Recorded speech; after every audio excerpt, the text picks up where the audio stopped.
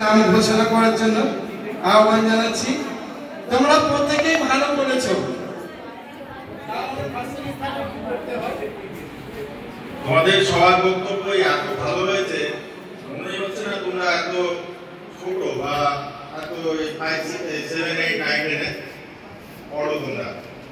তবুও বিচারক তাদের বিচার করেছে, সেক্ষেত্রে পায়েলের বক্তব্যটা এতই প্রাঞ্জল ছিল, ওর গলাটা এতই সাবলীল ছিল যে ওকেই প্রথম করা হয়েছে।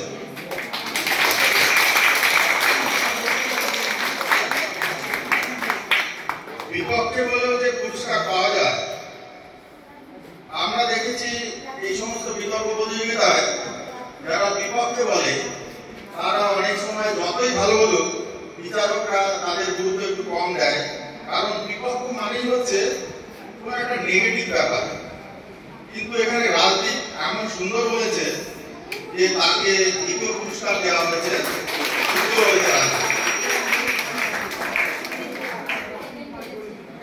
দীপনের ক্ষেত্রে আমরা দেখলাম ওর বিষয়বস্তু এতই সাবলীল ছিল এবং ওর বিষয়গুলো এতই আমাদের কাছে ভালো লেগেছে। দীপন যে সমস্ত যুক্তি দিয়ে বুঝিয়েছে আমার সত্যি আমাদের খুবই ভালো লেগেছে। দীপনের প্রত্যেকটি যুক্তি ছিল ভীষণ ভালো, এই জন্য দীপনকে তৃতীয় করা হয়েছে। দীপন যদিও বলার সময় একটু বড়টা ছিল, কিন্তু দীপন সত্যি খুব ভালো বলেছে, ওর যুক্তিগুলো ছিল দারুণ।